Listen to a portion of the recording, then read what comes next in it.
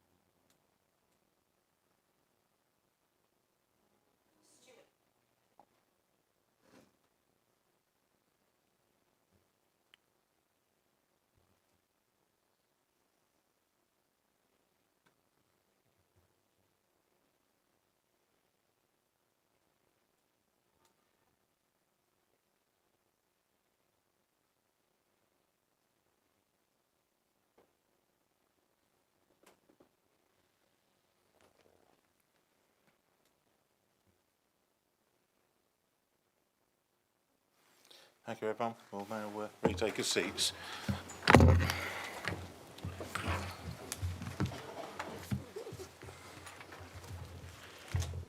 Right, we will now proceed with the meeting.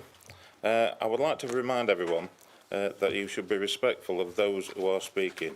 Everyone in the room must remain silent while someone else is speaking, unless they wish to make a point of order or a personal explanation.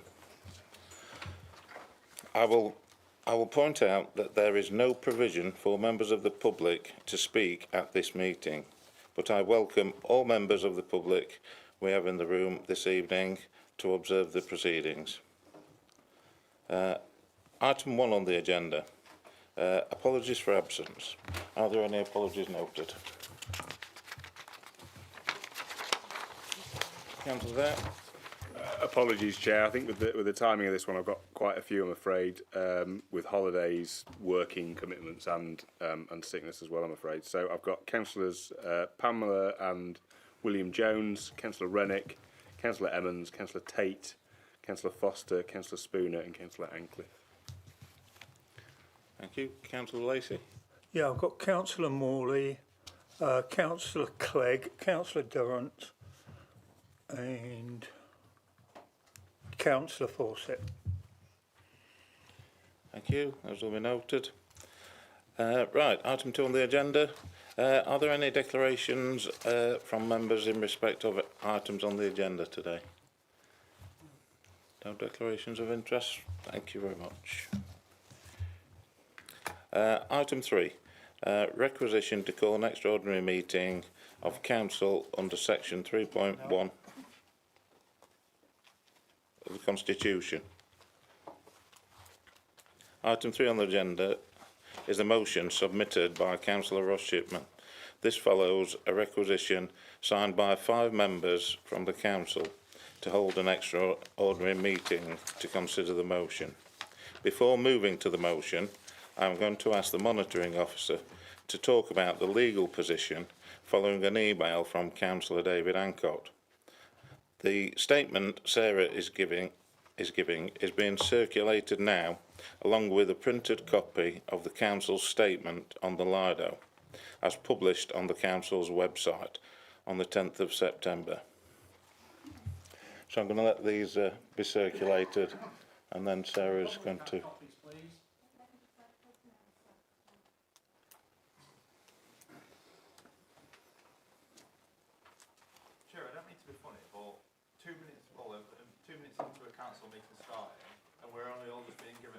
It's going to be Councillor Shipman, this is going to be, it's going to be explained, the legal advice. Sarah's going to give a, Sarah is going to speak and give you advice on the legal advice that's been received.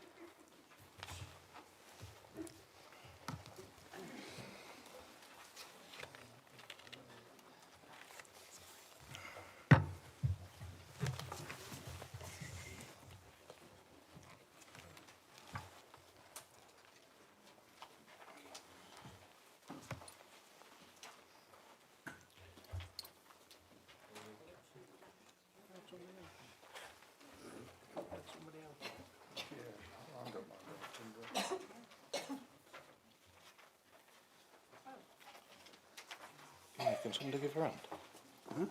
Anyone give her a hand?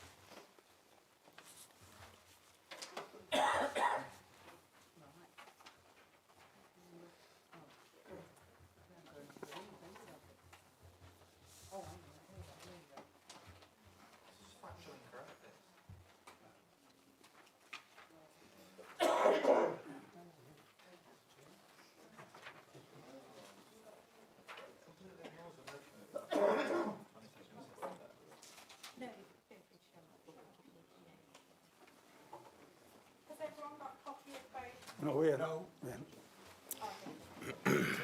I thank you. Thank you.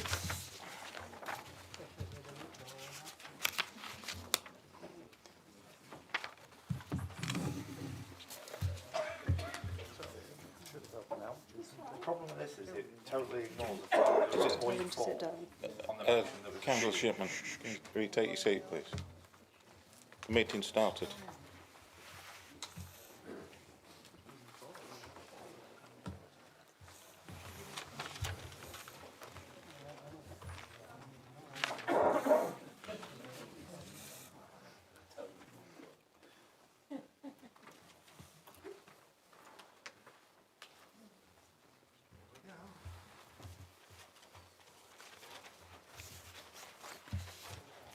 Right, has everyone got a copy now? Yeah. Yeah. Right, over to you, Sarah. Sarah's going to give you an explanation now on this, the document that's been handed out. Thank you. I'm just going to walk you through it. It's in response to an email It from might be helpful if you're quiet and listen. It's in response to an email from Councillor Hancock to all councillors, plus some other emails I have received. I refer particularly to the 4th of November one addressed to all councillors. I've considered the matters which you have raised and I've sought external legal advice. As you know, the council is considering a motion today. The council will consider the motion to rescind, which was made at the meeting. The council will consider a motion to rescind the motion, which was made at the meeting on the 22nd of September regarding Wingleworth Lido. The motion has achieved the support of the requisite number of councillors for council to consider it pursuant to Rule 13.1 of the Council Procedure Rules. It will be a matter for the council to determine whether or not to rescind the motion. You put forward a number of matters which you suggest affect the validity of the motion passed by council on the 22nd of September. I've considered these and sought external advice, and my view and that of the external solicitor is that the decision made by council on the 22nd of September was lawful and remains entirely valid. I will deal with the points you make under each of the headings you use in your email and in the emails to me. It is important first to point out that all decisions made by public bodies are subject to the presumption of regularity. This means that they are presumed to be lawful unless and until they are found to be unlawful by a court of competent jurisdiction. This means that no officer or anyone else can determine that a decision made by a majority of members of the council is unlawful. Only a court can do that. You can, in addition, as a council, rescind a motion. You make reference to there being ongoing judicial review. To be clear, the Council is not aware of any judicial review claim having been issued in respect of any decision which the Council has made in respect of Winkleworth Lido. The decision-making body. The motion stated that Council invite the Environment Scrutiny Committee to review the decision of the Asset Management Board regarding the future use of Winkleworth Lido. The motion did not specify what the decision of the Asset Management Board was being referred to. Clearly, the Asset Management Board was involved in the decision-making process and formed and expressed a view prior to the final decision on the use being made. And that is custom and practice, that is what happens in this authority. The wording of the motion was purely an invitation to the Scrutiny Committee, which it can agree to accept or not. It invites this committee to review the decision-making process and the Asset Management Board decision as part of that process, which needs to be considered all as part of the review. Any suggestion that the wording invalidates the motion has no legal basis. Legal position. The Council motion stands as it was passed and will do so unless and until it is found to be unlawful by a court of competent jurisdiction or rescinded by yourselves. The case which you referred to dealt with an entirely different situation and has no bearing on the issues which the Council determined. Annie's Minute relates to a challenge that a Commission made decisions which were outside their statutory powers and therefore ultra vires. The right to challenge arose despite the fact that the legislation setting up the Commission stated that no challenge could be brought to its decisions. The principle determined in that case bears no relevance to the motion which the Council passed. Clearly, the Council had the power to pass a motion inviting one of its own committees to review how a decision had been made by the Council and the role of the Asset Management Board in that process, acting beyond powers. Again, the case you quote, Allerdale, was an entirely different point to the issue. The case related to Council's decision to offer guarantee to a bank in respect of a company delivering leisure services. The court held that it did not have the statutory power to give such guarantee. Again, there is no relevance of this decision by the court to the motion which the Council passed.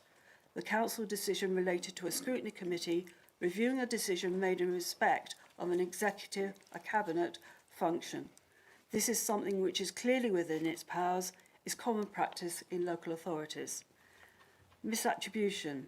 This is the point that somehow the motion was retrospectively validated, or that's the allegation. It's clear that the Council motion was purely an invitation to review a decision-making process. There is no need to retrospectively do anything to validate the motion. The motion is clear and the committee can implement it. The matters highlighted within the motion are already within the powers of the committee, regardless of the motion. So even if the motion were found to be unlawful, which it will not be, then the actions identified within it could be undertaken. Procedural issues. You state that the motion is defective because it involved a friendly amendment being made to the original amendment, and you say this is not allowed because of the effect of Rule 12.6b of the Council Procedure Rules. Rule 7b enables the mover of a motion to alter a motion moved without notice. An amendment to a motion is a motion made without notice. Rule 12.6 prevents the Council considering two amendments at one time, but where a mover of an amendment accepts a change to their motion, the Council is not considering two separate amendments, which is prohibited by Rule 12.6. It is considering a single amendment. It is clear that the mover of the amendment agreed to this and Council consented to it by voting on the altered amendment. I note that you yourself invited the mover of the amendment to accept a further friendly amendment shortly prior to the vote. It is surprising that you made this suggestion if you believed it to be procedurally incorrect. However, had the mover of the amendment agreed to accept your suggested alteration to this amendment, then it would have been altered so long as Council and the seconder consented. 6. Reliance on members' interpretation of the Constitution. An asset management decision is an executive or cabinet function. Then the ultimate decision is one for the executive, or in our case cabinet, or such other body as the leader determines under Section 9E of the Local Government Act 2000. That is a matter of law, and if members did not understand that, it doesn't alter the fact that that is the process. If the motion were challenged by way of judicial review, which in my view and that of our external solicitor is highly unlikely to succeed, the court would be very unlikely to look behind the motion and try to speculate what the motivation of each of the 26 individual councillors who voted for it was. Regardless of the motivation, the decision will remain one for the executive as a matter of law. It does not prevent the actions in the motion from being carried out, and there was nothing unusual, let alone unlawful, about adopting this approach. In the debate, the second friendly amendment, which you urged the mover of the amendment to accept, was that the matter be referred back to council. It was not clear exactly what would be being brought back to council in these circumstances. While council could, of course, consider the outcome of any review, it cannot make decisions in respect of the use of individual assets because that is an executive function and council has no power to make decisions in respect of executive functions. The informal meeting of members of the Environment Scrutiny Committee. You have suggested that this should not have been done without a formal meeting and a resolution of the committee. The matters dealt with at the meeting related to the direction of travel and the preparatory work to be done in advance of the formal meeting to inform the members on the issues at that meeting. This means that the formal review by the Environment Scrutiny Committee can proceed expeditiously. It is perfectly common for committee members and officers to meet informally to discuss matters within the work programme. There is nothing unusual, let alone unlawful, in doing this. And just to add, the published Environment Scrutiny Committee agenda for next week contains a report and briefing on that informal meeting. So everything is before the committee. In response to your specific questions, where you asked me to confirm my opinion and that of the Council's external solicitors on the legal status of the resolution, as the answer, as indicated above, the resolution is lawful and remains valid unless and until Council makes a decision to rescind it or a court of competent jurisdiction finds it unlawful. In my view and that of the external solicitor, there is no reasonable basis for arguing that the decision was unlawful.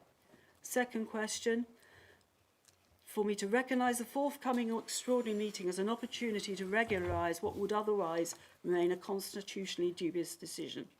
The answer, I do not accept any assertion that the decision is constitutionally dubious.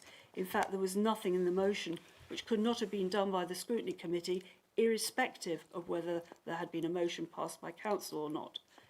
It is a matter for Council whether it decides to rescind the motion or not, but it should not do so on the basis of spurious arguments about the legality of the original motion. If Council is to make any further decision on the issue, it must reflect the fact that as a matter of law, asset management decisions are executive functions, and so Council may only make suggestions and recommendations to the decision-making body, which is Cabinet. Thank you, Sarah. I'm just going to give you an opportunity now. If there's any questions you have for Sarah, just as points of clarity. This is not a part of a debate. So if there's any points of clarity you need on the information that you've been handed, you can ask them now. Councillor Hancock. Thank you, Chair. I'd just actually like to pick up on what appears to be a contradiction in what we've just been told. Monitoring officers quite rightly said that obviously only a court or a judicial review can declare whether something is legal or a decision is legal or illegal.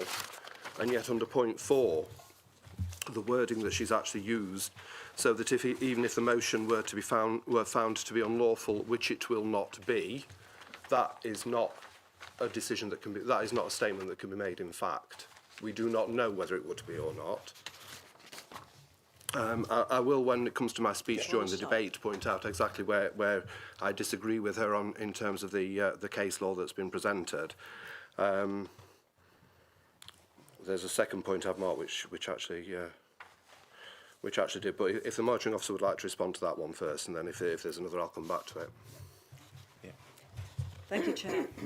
The reason it says it will not be is because, in my professional opinion and that of our external solicitors, it will not be found unlawful. But as you said at the beginning, only the court could make that decision. I'm not making that decision. I'm giving you my professional advice and that of the external solicitors that it will not be found to be unlawful. Thank you. Councillor Gillett. Just for clarification, Chair, and I think I know the answer. The legal advice that the monitoring officer has given, that's been consistent throughout these proceedings, has it? That nothing's changed that we need to know about? At least nothing of a material nature, anyway. Can we speak up, please? Can't hear. Sorry, they can't. Right, can we keep quiet? We will get that question repeated so we can hear it. It's just for clarification. Can the monitoring officer confirm that the legal advice that she's given today has been consistent throughout? There's been no material change throughout this issue? Thank you, Chair. Yes, I can confirm that. It may be somewhat more detailed today, but it's consistent with the advice I've previously given. Thank you, Councillor Hancock. Have you got another point of clarity you require? No, I haven't, although I will just say that the advice that the monitoring officer has previously given, when I last met with her, she was waiting for there to be, so it's not necessarily accurate to say it's consistent throughout. It may be consistent We're not throughout here the to last few debate. days. I'm asking you for what points of clarity you want. Yeah, I'm clarifying that remark there, Chair. The last bit that I've picked up on, the key point, which is again part of the crux of this. Yes, absolutely no one disputes that asset management decisions are an executive function. However, the wording Just one second, your microphone's gone off. I don't know what's happened there. Let me press it again. Yeah. So no one at all disagrees that the asset management decisions are an executive function. However, the wording which has thrown the motion into clarity, and which does cross-reference those case studies that I've presented, is that it actually states that the decision was made by the Asset Management Board, and that is an important legal technicality. Yeah. Indeed, and the decision doesn't clarify what kind of decision. It doesn't have to be a formal decision. And that, as we've established, and I think I've proved with this, is a cabinet decision, not the Asset Management Board or Environment Scrutiny or Council's decision. So a decision covers a wealth of different kinds of decisions. Yes, this is a good idea, no, go and look at that, whatever it might be, but it's not a formal decision to deal with land. Councillor Rowe? Yeah, I'm not going to comment on this, but we can't hear you down here now. If I can't hear the end of the council chamber, these people, nobody can hear anything. The audiology is dreadful, absolutely dreadful. Well, my All of you, I can barely hear Sarah with respect, and then when Kevin spoke down the bottom, didn't hear a word he said, not a word of it. Even when he repeated it, I didn't hear a word that he said. Right, can I just ask all members to make sure you pull the microphone a little bit closer and make sure you speak up, please. Councillor Shipman. You have to shout. Yeah, I'm just going to say I think it's absolutely terrible that we've only had this before we start the debate. I think that really needs looking at, because none of us in this room have got time to consider this. It's quite a lengthy document in terms of and it's got lots of technical information in. To drop this on us 1 minute into a debate is shocking, to be quite honest. Have you got a point of The clarity question I've that got is, can the monitoring officer read out verbatim the motion that the actual wording that we voted on the 22nd of September, please? Yes, I can read out the draft version of the motion, because the council has not yet adopted. Screen or something so people can see exactly what we voted for.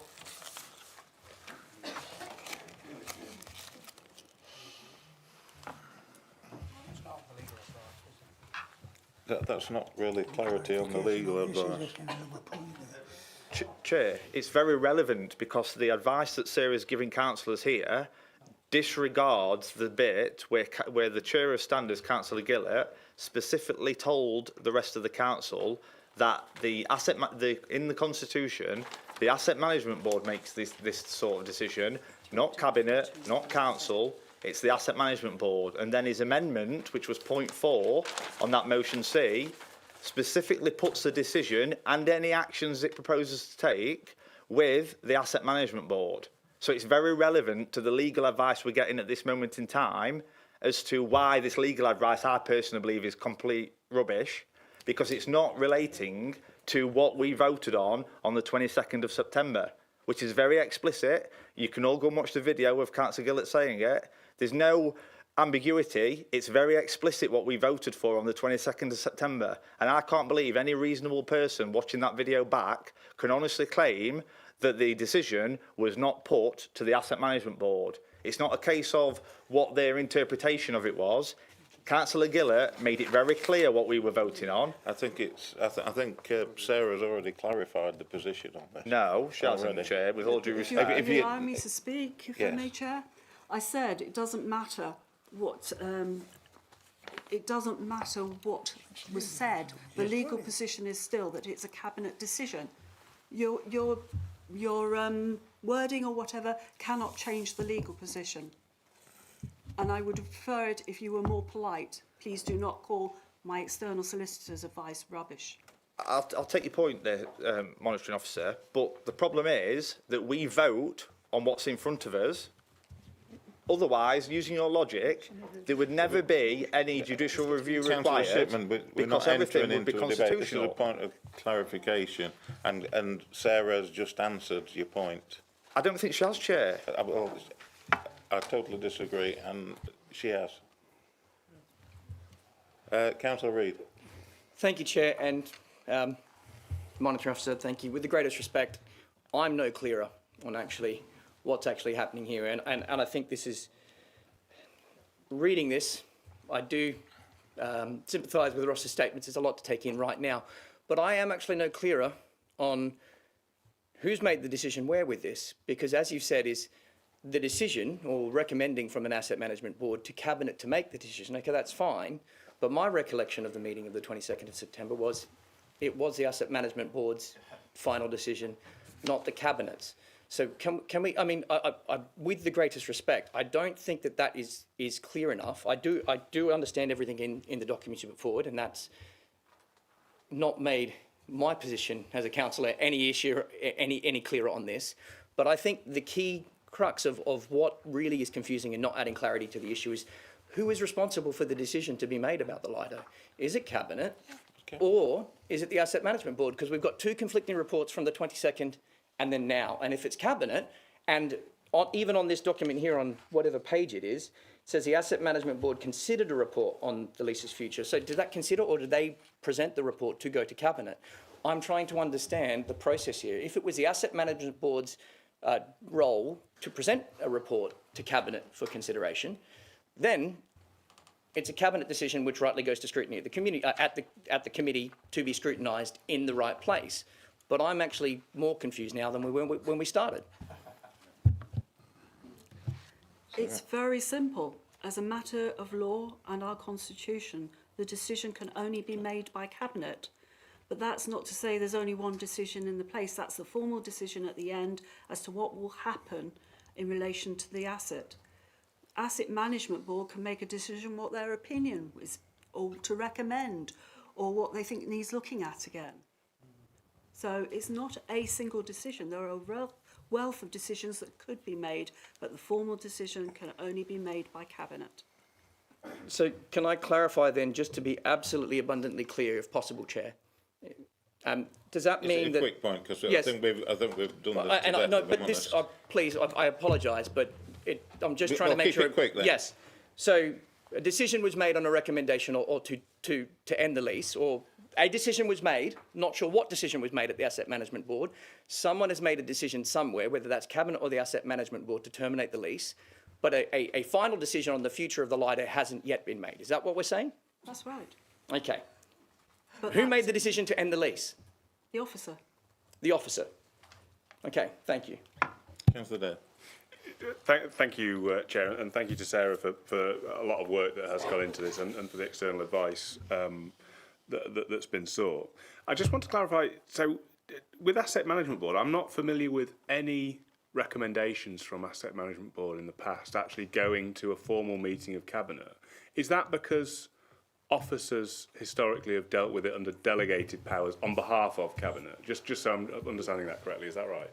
That's correct, unless it's a significant asset, in which case it would go to Cabinet anyway. Okay. Yeah. Councillor Hancock. Thank you, Chair. I'm just wanting to clarify the point that we've got in point 5. I'm not clear, and again, I'd just like the monitoring officer to clarify this in regards to rules 12.6 and 12.7, because obviously 12.7 allows the alteration of a motion. We're talking about the alteration of an amendment. And it wasn't done with the consent of the meeting, which obviously requires to be done under 12.7. Chair, it was a motion. An amendment is a motion. And that was not done with the consent of the meeting. The consent of the meeting was shown, if nothing else, by the vote. So I disagree.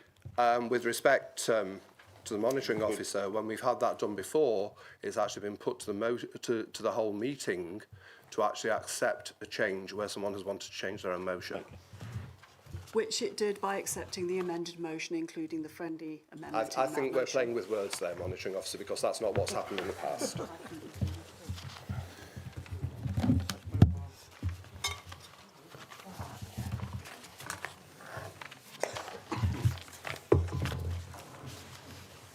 Right, we will now move on to the motion itself, but I'm going to ask members to be more respectful of our officers in this room.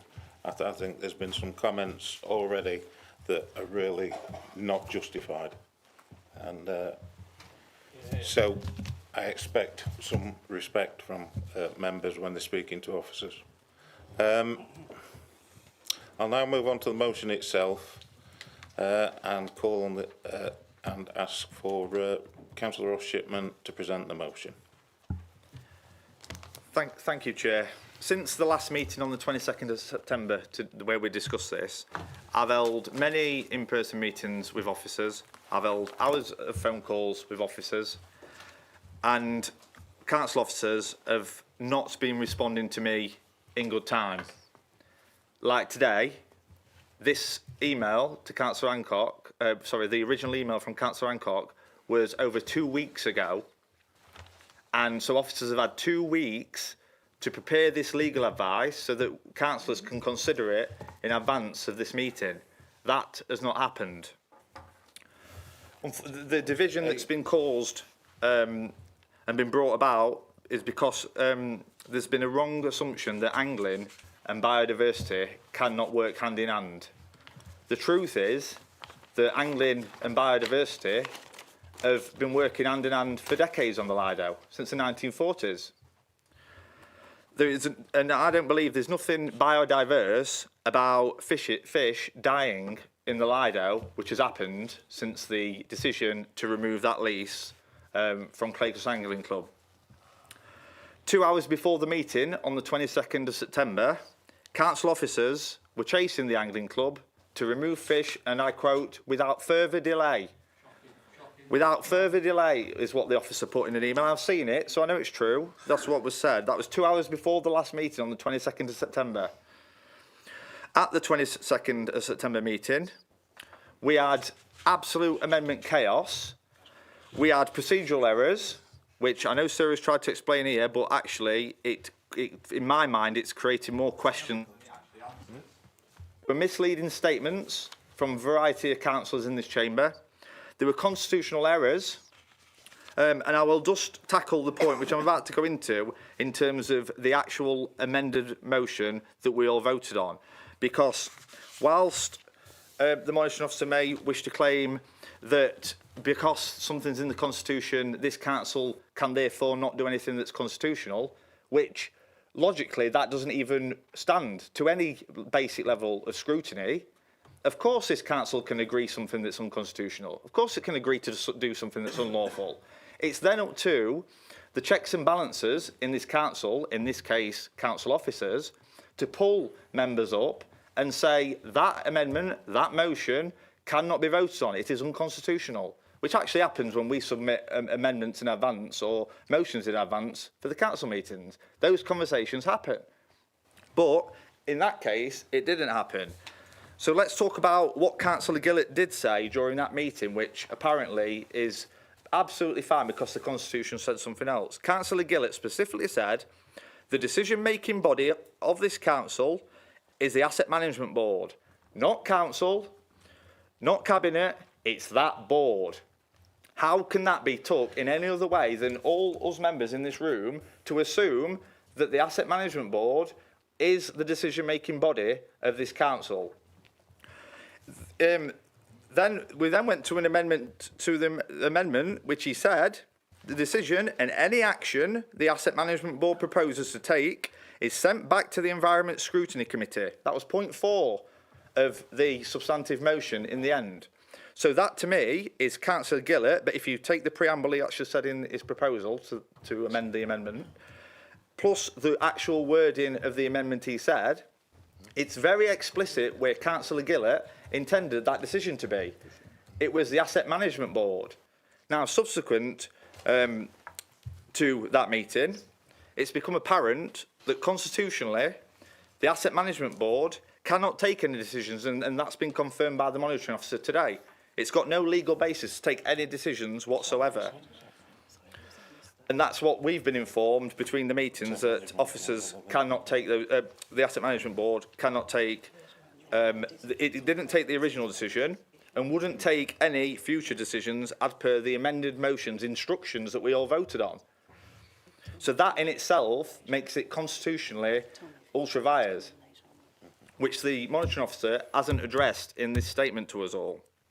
So it's quite clear to me that the checks and balances of governance in this council have absolutely failed all of us because we took a decision that we had no lawful grounds to take. So since the 22nd of September, there's been a behind closed doors meeting of the Environment Scrutiny Committee where I was there to observe. There was a couple of councillors that were saying things which, one of them I would say was predisposed to a position on the outcome of the survey. Another one was making fabricated claims against the Angling Club. And I'll give credit to Councillor Smith, who chaired that meeting, to be fair, because she actually pulled both of those councillors up and put them in the place and told them exactly what they were supposed to be doing at that meeting. So I will give Councillor Smith credit for that. And then that committee, which contradicts what the monitoring officer has also said, because I was actually there, so I think the monitoring officer probably needs to go and look at the video of that meeting, where that informal meeting of the committee took the decision on what the remit of the consultation would be. They agreed to take on that bit of work, and they agreed that the survey would be posted before the actual meeting of the Environment Scrutiny Committee, where they were supposed to take the decision on whether they were doing anything about it.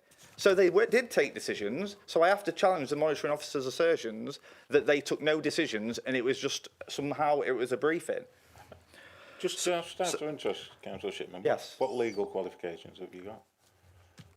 It's facts. I'm talking about facts. I'm just asking what legal qualifications you've got, because you seem to know the law above No, I'm our heavily monitoring officers. Excuse from me, what I'm Chair. listening to. What's the purpose of that question? What's the purpose of that question? Because the way I don't think you're speaking out of turn, to be the fair, Chair. accusations that you're making against. No, I'm talking. Excuse me, Chair. I'm laying out the facts of the matter. I'm laying they're what's not happened out so all councillors understand what they're voting for this time. If you want councillors to be confused and to vote on something at random, crack on. But I'm laying out what's happened as fact. And this has happened, unfortunately, which has created more opaque process, which is why this motion needs to be voted on, which is bring it back into a transparent, open process that the public can get behind. So last night we actually held a public meeting in Smithy Pond where we had lots of the public turn up to discuss what's happening with the Lido and support this motion. They are fully behind this motion of what it's trying to do in terms of that open, transparent consultation, and that returns fishing in the interim at least till that consultation is carried out, and then we can complete the necessary impact assessments so that the council's meeting its lawful obligations.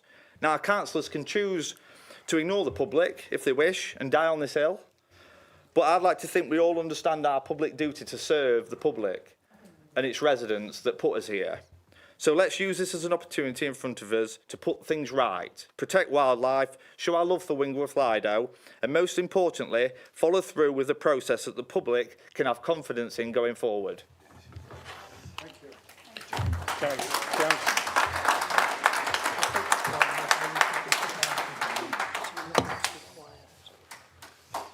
just kind of can we have quiet, please, in the gallery?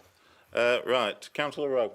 Yeah. Again, I'm not going to comment on that, Chair, but I want it to show on the record. I think that was an appalling comment made by yourself. I think it was dreadful.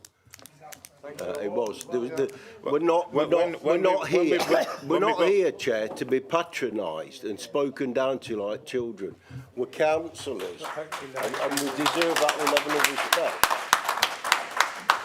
Just because he may or may not have something right or wrong, or may not be agreed with on that side, doesn't mean that people should be spoken to like that, any of us. I take umbrance with what you've just said, Chair, and I'll say no more than that. Thank you. Okay, Councillor Rowe. Councillor Barker. Oh, have we got... is anybody wanting to second this motion? Councillor Leggett.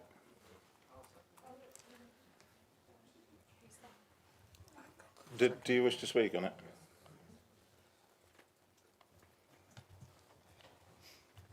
Councillor Hancock? Oh, right. Right, thank you, Chair. I'm not going to sit and redo the whole discussion about the procedural or perceived procedural irregularity. We've answered that in questions. I think it's pointless going over that ground again. However, I will respond to the legal points. The monitoring officer has made reference to them. She's questioned the relevance of them. I will actually pull out the relevant sections as to why they're appropriate in this case. Effectively, where members are voting on a wording that was factually and legally incorrect at the time, that was actually... Hold on. Do you want me to start from scratch and have the 5 minutes from scratch? Right. So where members are voting on wording that is factually and legally incorrect at the time, that creates the legal issue and effectively renders the motion void from the outset. It is not an abstract legal principle. It comes directly from leading authorities in public law. With reference to Anne Simonik versus the Foreign Compensation Scheme, the case establishes that wherever a public body proceeds on a misunderstanding of who holds the legal power, or on an incorrect assumption about the existence or validity of the underlying decision, it commits a jurisdictional error. A decision reached on that basis is not merely flawed, it is no decision at all.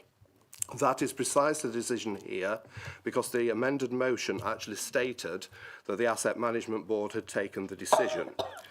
Members were told that a decision had been taken by a body which had no legal power to take, and therefore we directed a review of a decision which constitutionally did not exist. That fell squarely within the Anne Simonik definition of a nullity.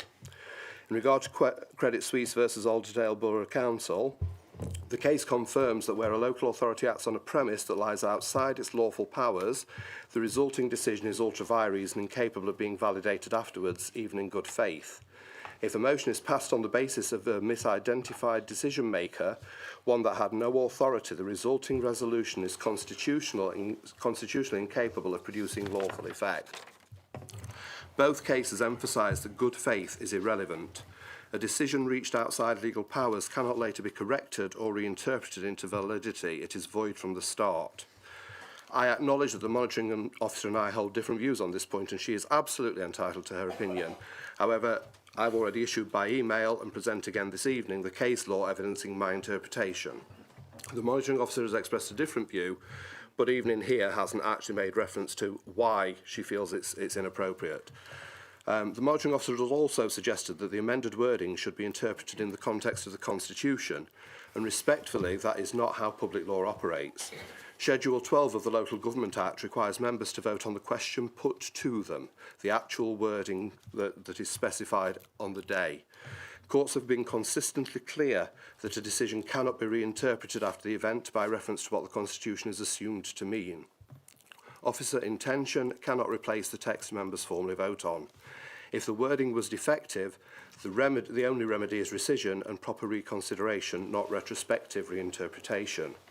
Rescinding the amended resolution and establishing a clear, lawful, robust framework for how the matter should now proceed provides the clarity required for this council to operate properly. It ensures that any future review, consultation or recommendation is undertaken in the correct forum under proper delegation and in a way that protects the impartiality and integrity of the process and the council's legal position. Supporting this motion today does exactly that. It doesn't prejudge the consultation, it doesn't take sides, it doesn't endorse or oppose any future proposal, it simply ensures that whatever happens next is lawful, fair and free from procedural doubt. This motion allows us to correct the record, uphold the Constitution and restore confidence in both our governance and the consultation process. I therefore support it and encourage members across the Chamber to do the same. The legal and reputational risks of not correcting something we know is at the very least procedurally flawed are immense. To reject or attempt to shoehorn yet another contrived amendment into this motion would repeat the very problem we're trying to fix. This motion as it stands protects everyone.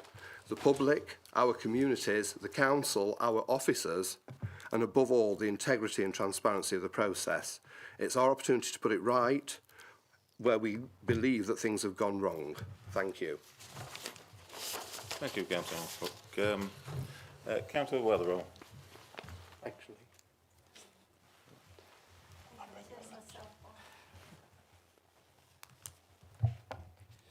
Okay, thank you, Chair. The first thing I'll probably say is that I'm not legally qualified to comment on any of the technicalities around this, but I just wanted to, as you did yourself, Alex, thank officers for what must have been a huge amount of work to do this. It would have been helpful to get it earlier, I have to say, just because the technicalities have passed me by. However, I want to, I suppose, raise it to a different sort of level, if you like, at a more strategic level. At one of our recent standards committees, we considered our core principles and our code of conduct. And I think it's helpful to just reflect on our code of conduct here. Point A, behaving with integrity, demonstrating strong commitment to ethical values and respecting the rule of law. Ensuring openness and comprehensive stakeholder engagement. Defining outcomes in terms of sustainable economic, social and environmental benefits. I'll go on to a couple at the end. Managing risks and performance through robust internal control and implementing good practices in transparency, reporting and audit to deliver effective accountability. I suppose the point I'm making here is, whatever the technicalities of what we've done, what we haven't done, I do think there is merit in going back to square one and reconsidering all of this, having a proper, comprehensive stakeholder engagement process, which is clearly set out with involvement, not just sort of tacit involvement, but actual involvement of the community, because clearly the community think quite strongly about this, and then come to a decision after all of that. So in other words, start the process again. I think that I will vote to rescind this motion just so that we can do that and have a clean slate, so to speak. And I think everybody would benefit from that. Thank you.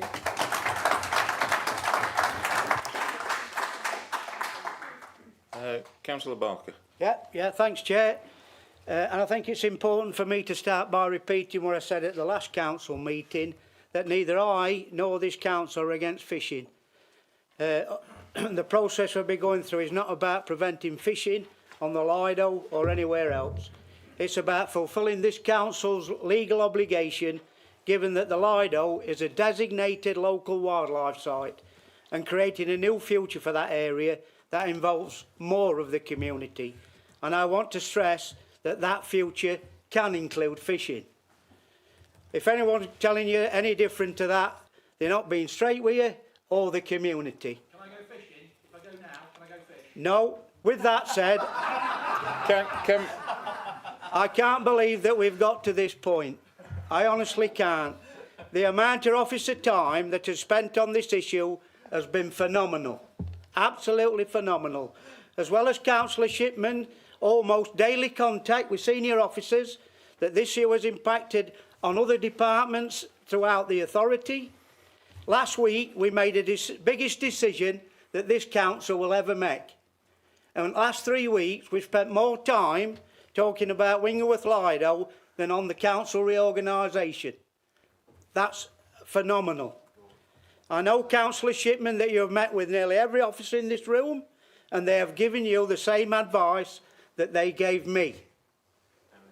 that advice was that your connection, that this council made procedural errors at its last meeting that meant the decision to refer this issue to scrutiny was unlawful and or unconstitutional was wrong.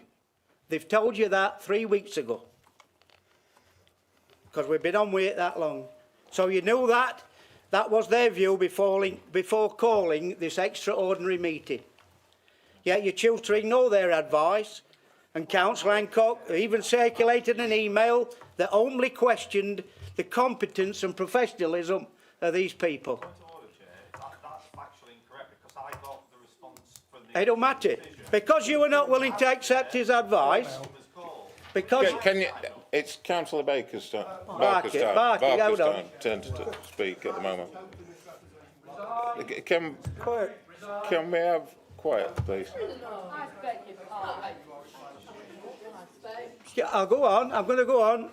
Because you were not willing to accept this advice, the managing director decided to seek external legal advice so that this council could have benefit and confidence of having at today's meeting. The monitor officers told us all of their views of what the independent advisors said, and every member is in possession of a written copy of that. That's what we've done today. And one of the reasons for that is because it's not only just arrived, and when you add the cost of that advice to the officer time, the cost of this meeting, it all adds up to thousands of pounds.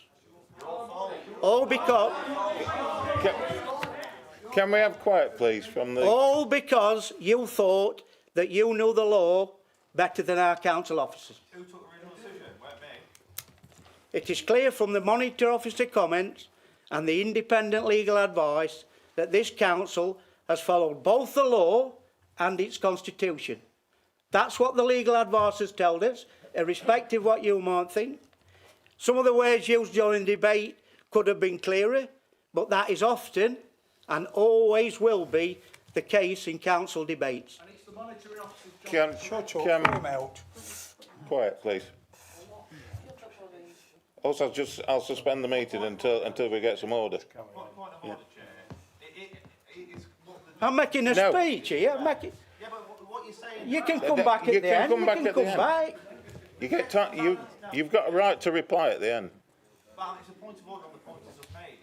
The checks and balances in this council chamber is a senior officer correcting when there is an amendment that's tabled that's constitutionally incorrect, or people misleading the council because either purposely or they do not understand the constitution.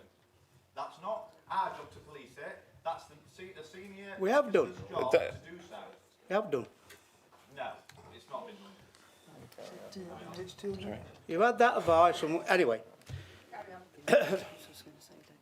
I'm going to make the point that Councillor Hancock's criticism about an amendment was itself amended, and he says that that constitution, that our constitution prohibits that from happening. But not only is that contention not true, but during that debate, he also asked council to amend that amendment, which I think our solicitors picked up on. I'm also concerned that you're also telling members that they must do what you say or face a judicial review. Even though our officers have been told you, and the independent legal advice also confirms this, that they do not believe there's a basis for any legal challenge. I don't mind anyone questioning me or any political decisions, that's fine. But when you start questioning the integrity of your officers, I have serious concerns. I believe that's out of order, and it needs calling out, because it's been going on for a while. In the time still available, I want to move on from the process to challenge the substance of the motion. And I'll go through those council notes. Bullet point 1. The association themselves instigated the suggestion of the removal of the fish. This is not something the council has requested or instigated. I believe the club has now postponed the fish transfer until the scrutiny review has been completed, and this authority has been supportive of that. So that statement in the motion or in the notes is factually incorrect. The second bullet point, that the council has been in contact with all parties now who have expressed an interest in participating in a new Friends of group, amongst other things, to inform them of the scrutiny process. We will continue to work with all stakeholders who have an interest in the future of the Lido, and we are encouraging and helping them to submit their case to the scrutiny committee. So that's it, members. So that its members have the best advice possible before they make a decision. I reckon that's the best way forward, so that every interested party in Wingerworth can have their say and be given the opportunity to play a role in whatever the final outcome is. On bullet point 3, that's correct. There is no fishing at the moment, but fishing has not been ruled out in the future. Officers have approached Wingerworth Parish Council, of which both Councillor Shipman and Hancock are members, to ask if it were willing to take on responsibility for managing the fishing at the Lido. It has refused, preferring to wait to the outcome of the scrutiny committee. Bullet point 4, again, that's not strictly true. It's true, that is only not the whole picture. The council has undertaken weekly maintenance, inspections of the Lido, Claycross Angling Association, and have been undertaking regular checks on the fish. And just on other issues, just to add some more context, I'd like to point out some other considerations. Derbyshire Wildlife Trust have reaffirmed that Wingerworth Lido is a designated local wildlife site. As such, North East Derbyshire District Council has a legal obligation, as part of our statutory biodiversity duty, to conserve and hence biodiversity. That legal obligation is one Councillor Shipman seems to be willing to overlook. If Council were to try and prevent officers from complying with that legal obligation, a legal challenge could well be possible. The Derbyshire Wildlife Trust has been commissioned to develop a biodiversity recovery plan and associated surveys. The authority has been told that they may take several months. Can we have some quiet, please? As a consequence, they have been asked to comment on whether any temporary solutions exist, pending a final decision. That includes whether fishing could be reinstated on an interim basis, pending that final decision. Quiet, please. Quiet, else I'm going to ask you to leave. If you can't remain quiet, I'm going to have to ask you to leave.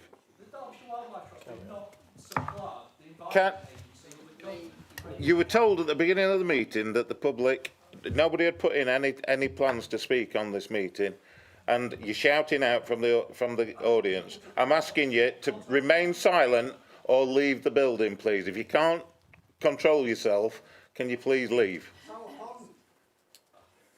It's Wigworth Pond, isn't it? That includes whether fishing should be reinstated on an interim basis, pending a final decision, so that that information can be presented to a scrutiny meeting. As you are probably aware, a public consultation is currently underway, and the responses for that are already being received. Just to conclude, that given the advice we have received from the monitoring officer regarding the lawfulness of that last decision, given the scrutiny committee's work is scheduled to begin shortly, and the process is now in place to examine this issue and make recommendations, it is my opinion that there is no need to rescind the decision made by the Council on the 22nd of September or support Councillor Shipman's motion. I therefore urge Council to vote against it. Thank you. Thank you, Councillor Barker. Councillor Baker. Thank you, Chair. Just a correction on Councillor Barker's statement. The Parish Council has not refused to help administer fishing licences. The Parish Council has offered, or the Clerk of the Parish Council has offered to share with the District Council its experience in administrative annual fishing licences at the Wall Pond, which it owns. It's even offered officer time at the parish council in the administration of said annual permits, but has not at this stage voted to accept liability for the pond. The item is to be discussed at this Thursday's parish council meeting, so I would like the members to note the incorrectness of Councillor Barker's blunt statement. Many thanks. I'd like to move on. I heartily wish to support Helen Weatherall's comments. The problem right from the start here, and I believe it's been admitted, that an officer of this council decided on their own to terminate the Claycross angling lease over a year ago. That decision was then somehow ratified. I still don't clearly understand, because there are no minutes and there are no records, by the Asset Management Board. I then believe in February, the Cabinet further ratified the decision. So, whilst I accept what Councillor Barker's just said, the problem is a perception of meetings taking place behind closed doors. The informal scrutiny committee meeting that's just taken place, I was aghast it had happened. I couldn't believe it had happened. And there was no, it wasn't to be discussed on the 17th, which is the formal scrutiny committee meeting itself, which is next week. So we have got a position here where there's a de facto ban on fishing, never mind what's just been said. How part of this motion seeks to find a mechanism to allow some temporary fishing to continue at the Lido in some form or other, some agreed form, or until a full decision on how the Lido is to be developed as this community asset going forward is taken. That is where the spirit of the motion is coming from. One might argue on the semantics. Thank you for your time, Chair. Thank you, Councillor Baker.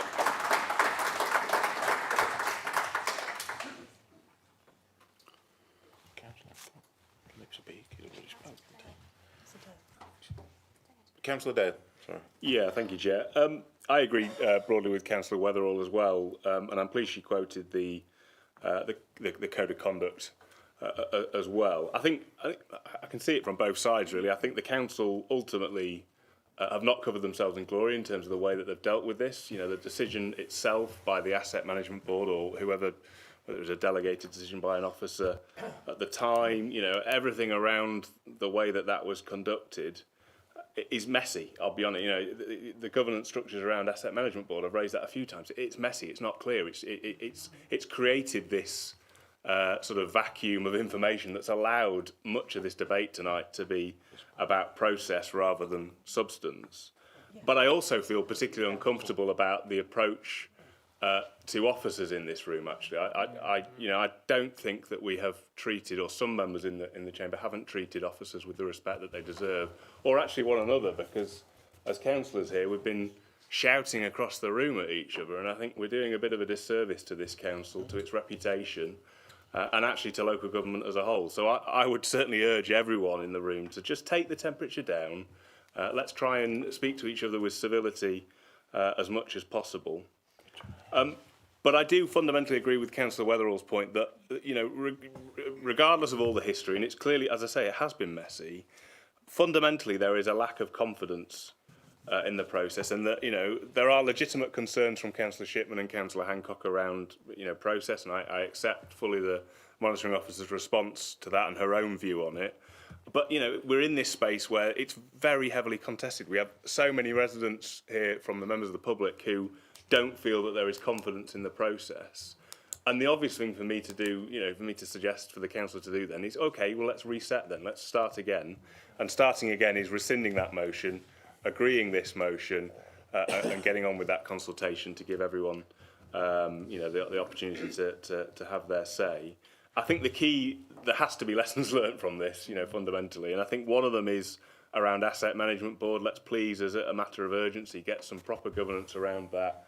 You know, and be really clear with members, because, you know, Wingworth Lido is one decision, but I've mentioned before there's lots of land sales of small parcels of land all over the district, and, you know, it could easily have been one of those that became extremely contentious. So I think that's a really important one.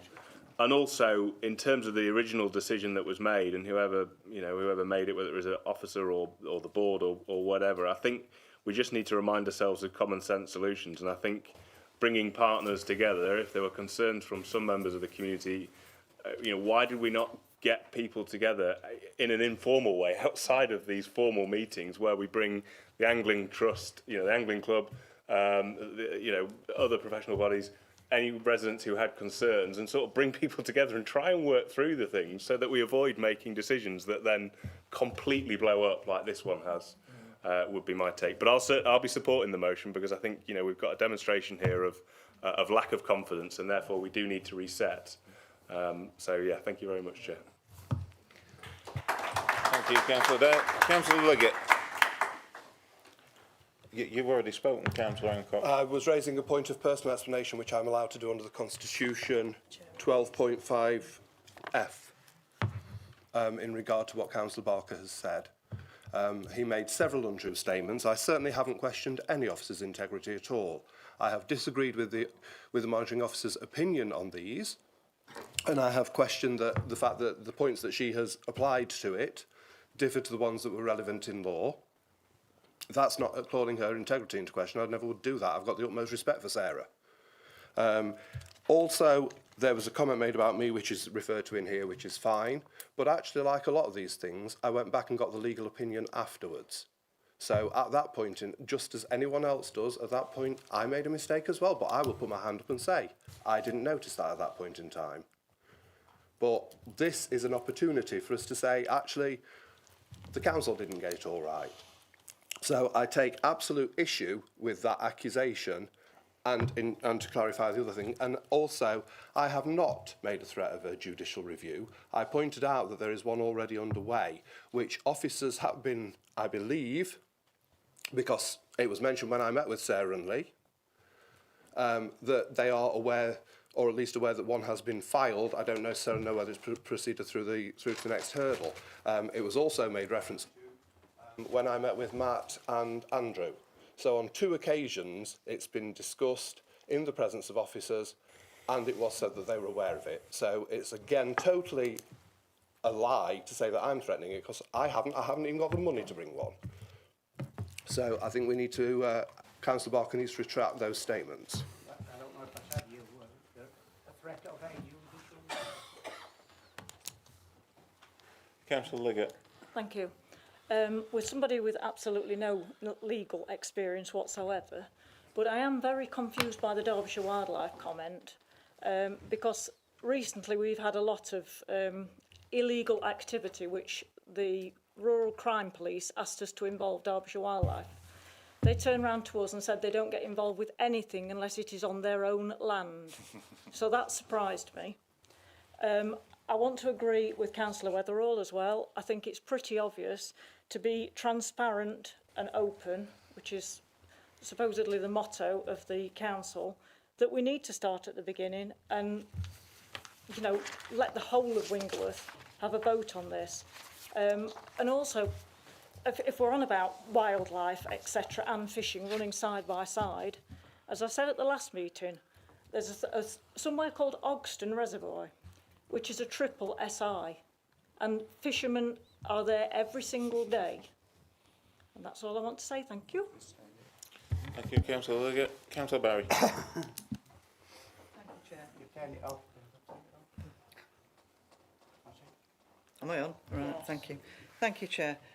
I think as portfolio, I need to sort of remind elected members of where we are in the process so far.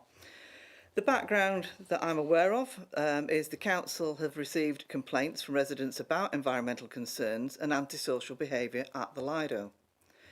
And on review, we discovered the management agreement with the Claycross Angling Association had expired 14 years ago and no longer reflected the current activities.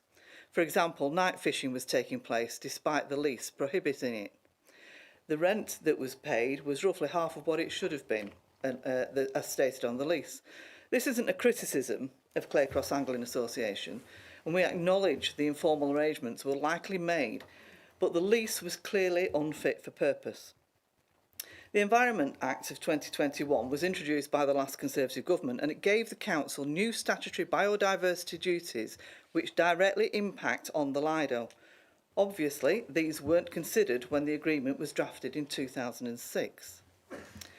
As far as the environmental responsibilities, after reviewing the lease agreement, we took professional advice on the environmental matters, which suggested that the way the pond was managed under the lease, not the actual fishing itself, was suspected to contribute to ecological decline. And I say suspected because we need a proper survey and expert advice to confirm the ecological status and what measures we needed to prevent further decline. We've now commissioned such work, and that's underway. Under the Environmental Act of 2021, we have a legal duty to conserve and enhance the biodiversity. The Council's position on fishing, and let me repeat this, we have said publicly on our website and to the media, neither the Council nor any organisation involved in this objection to fishing at the Lido in the future. We simply need to understand the site's condition and management requirements first. This is the same approach we would take with any statutory responsibility. We would pause the activity suspected of causing harm, investigate thoroughly and then proceed. As far as legal and governance is concerned, our actions were taken to protect the Council's legal biodiversity obligations and improve the site's biodiversity. Whilst external legal advice and advice from the monitoring officer confirmed that our decisions and processes were robust, we acknowledge that during debate some members were uncertain about the role of the Asset Management Board. And with this in mind, we have initiated a review of the disposals and acquisition strategy, which sets out the board's role so we can learn lessons and strengthen the understanding. As far as the community engagement is concerned, we want a future for the Lido shaped by the community, and that's why we propose the Friends Group and continue to engage with all stakeholders. We urge anyone who is interested in the future of the Lido to make their representations for scrutiny to consider through the online consultation. And just as closing remarks, like the leader, I'm surprised and I regret the amount of officer time that this has consumed, and even question whether we should have had this meeting. Was it necessary? We have followed due process throughout, and we are not anti-fishing. You can laugh if you want, that's up to you. I support the leader's comments and will be voting against this motion. The scrutiny process we are in the middle of is legally sound, but more importantly, it is independent and will listen to all parties and make recommendations in the best interests of North East Derbyshire residents. So, let's work together to shape a future for the Lido that reflects the wishes of our residents. Thank you.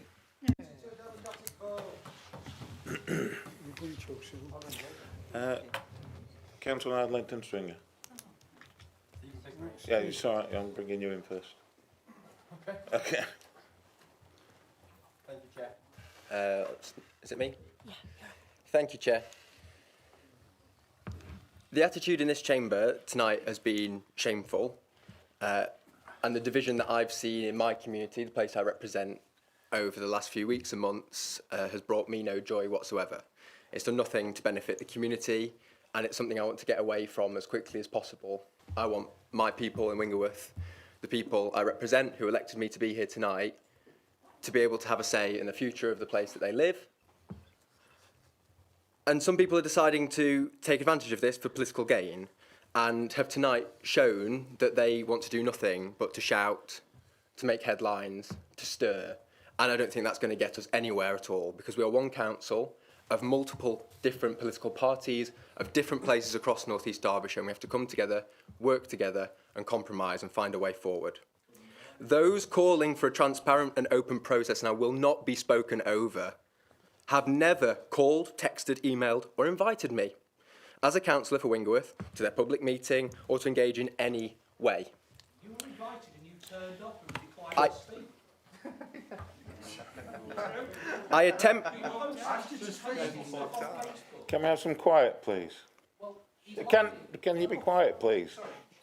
Can you be quiet, please? It brings the council into disrepute. If you can't remain quiet, I'm going to ask you to leave. That's your last time.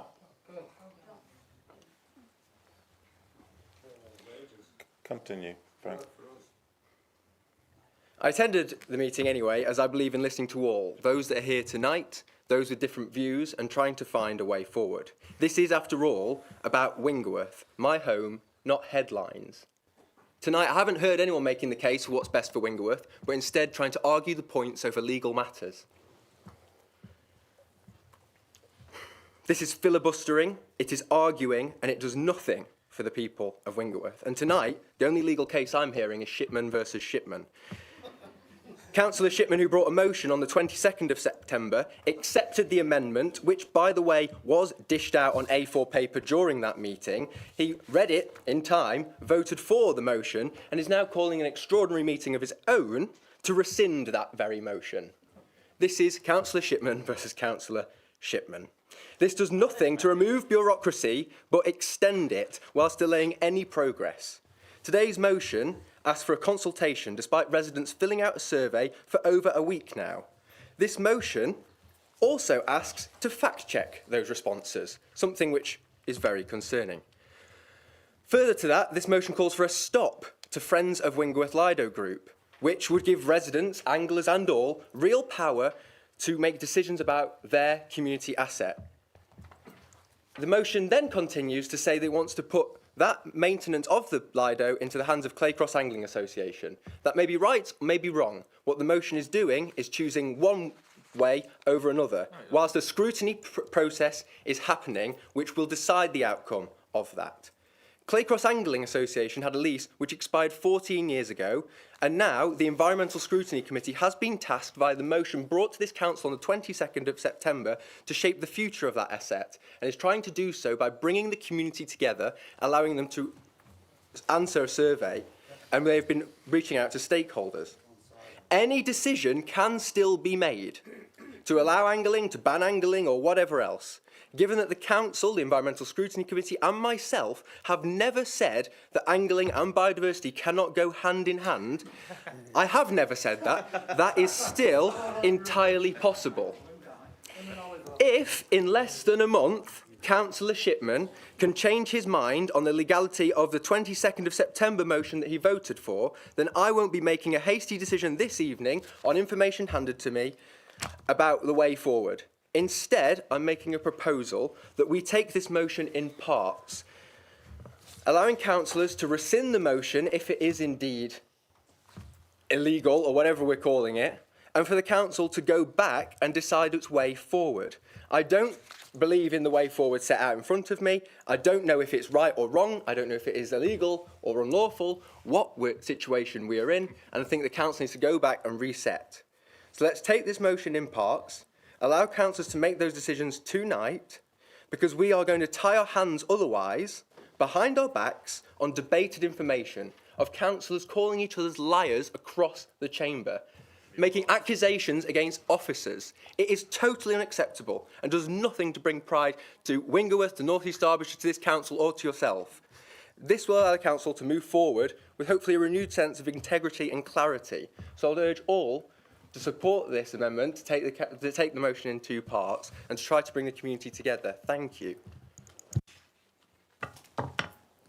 What is your amendment? Take it in two parts, just to propose to take the motion in two parts. Right. To take just to rescind the first line as one vote, and the rest as a second vote. Councillor Pickering. Thank you, Chair. I'm surprised we're here tonight, really, discussing this. The history of what's gone off is probably what's brought us to that, and I think Councillor Dale's described that very well.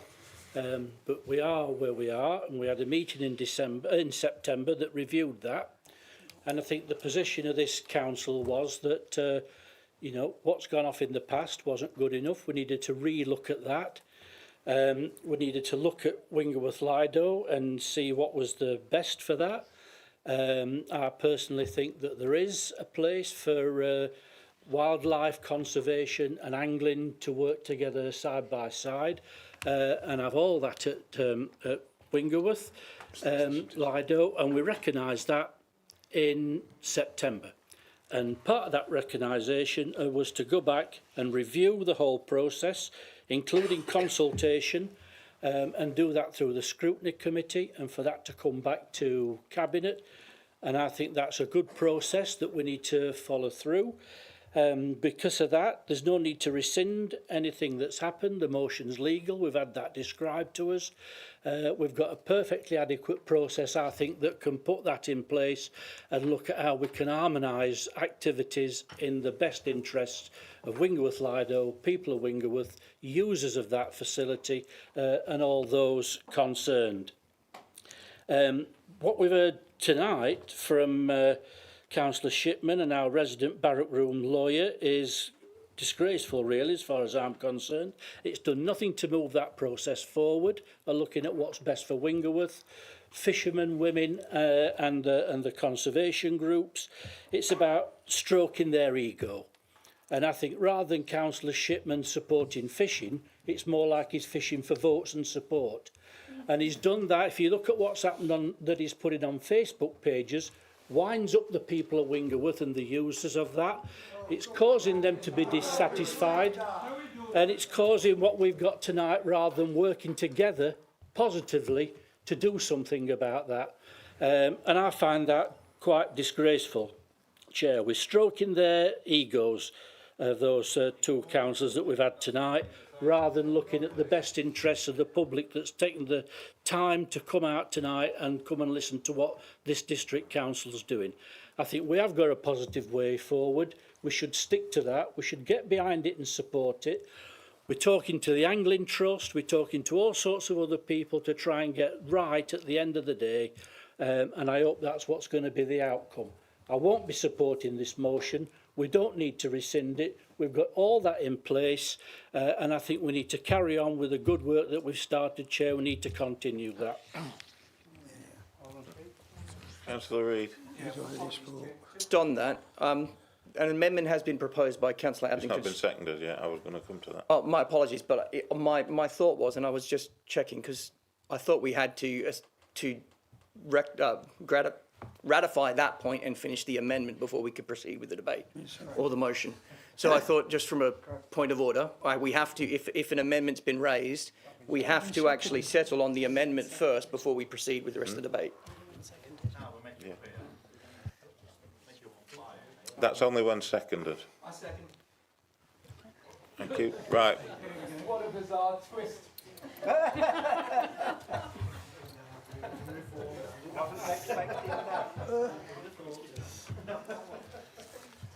Right, we've got an amended motion to... No, wait, because we're going back to the beginning. Are we not? Can we clarify that? No. Can we just get some clarity on the Can we have quiet, please? Can we get some clarity? Can we get some clarity on what we're doing then, of what you're wanting to amend on this motion that's before us?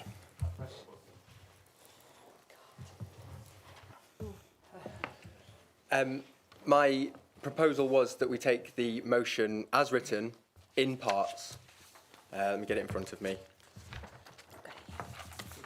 Thank you.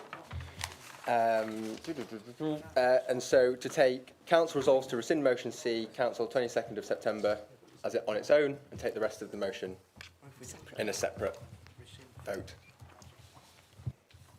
Chair, is that actually even an amendment? No, Surely that's just a polite request to you as yeah. chair that we take it as a split vote, and that's your prerogative as to whether we do that or not, isn't it? So I think we should be just taking it as a whole. Chair, I agree with you, because I think that it would actually negate the motion itself to split it, because you're effectively potentially the motion as stands is to rescind the motion C from the 22nd of September and lay a plan forward. So to only vote on half of it and then the other half, you're effectively negating half of that motion. Right, we're going to keep it as a whole, and we're going to take a vote on the motion as a whole, as presented by Councillor Shipman. Yeah. Yeah, what really annoys me is when councillors pipe up and start saying, I'm doing this for clout, I'm trying to do this. because I want to be here on a Tuesday night at 6 p.m. Tonight I've had to miss my child's parents' evening to be here, and I'm absolutely shocked that councillors would think I'd rather be here than at the school with my child. The leader, in his speech, made reference to me receiving information before the meeting was called. That's absolutely garbage, Nigel, because I got a basic response to the monitoring officer's position after the meeting was called, and that's when Councillor Hancock presented his legal arguments to it and the case law that backed it up. So to sit there and start making out this timeline of events happened when you think it did is rubbish. And I think you really need to go away, because half of your speech when you spoke then was nonsense. It weren't true. It's not correct at all. And you sit there with a smile on your face trying to con all these councillors, including your own group, that that's how things went down, and it just didn't. It worries me that the council leader also doesn't seem to be capable of challenging officers if he sees something's not right, or he'll attack other councillors for challenging officers when he's absent in doing so. Because the way council functions is the cabinet and the leadership are the checks and balances for the officers, and the senior officers are the checks and balances for the cabinet. By not positively challenging each other, this is exactly why the original decision on this matter has got us to where we are today. It's not by chance, it's the absence of the leader's leadership that's got us here. Because why was he not asking questions of officers who took the original decision we've established tonight? Why did you take that decision? We're on national news. Tell me more about it. I want to know what's gone on. And you've sat there and done nothing. You have got us to this decision. The response... Just wait, Councillor Shipman. We've got a point of order at the moment. Christine Smith. And respect each other in this council. We've got a code of conduct, and you're totally ramming yourself through it, Councillor Shipman. Try and respect the leader and the rest of the people here, and all the hard work that's on it. Chair, I'm afraid that whilst Councillor Smith might think I'm ramming the code of conduct, ripping that up here, this council has ripped up its own constitution over the course of the last 6 months. The decisions and how we've got here are wrong. I absolutely believe that. The case law backs that up, and I believe that the council's got serious questions to answer over A, the last decision that was made, and B, the original decision that was made, which, as we agreed on the 22nd of September, was taken by the Asset Management Board. Good progress, Chair. So the motion on the table today takes us forward. It solves the transparency issues. The public support this. This is not about chasing votes. If doing the right thing and listening to public gets your votes, that is a consequence of doing the right thing and listening to the public. It's not the intention, and that's where the leadership and the Labour group need to learn how to listen to your own residents and stop listening to the whip. Right, we've had the motion, you've got the motion in front of us, so we're now going to put it to the vote.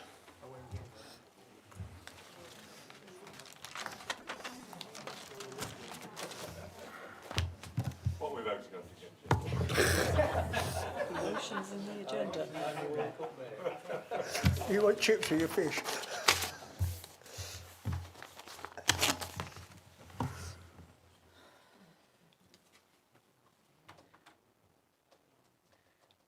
Has everybody voted? Right, the motion has failed.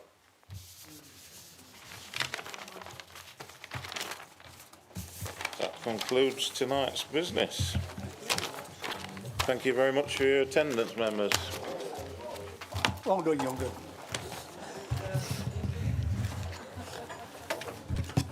Told you.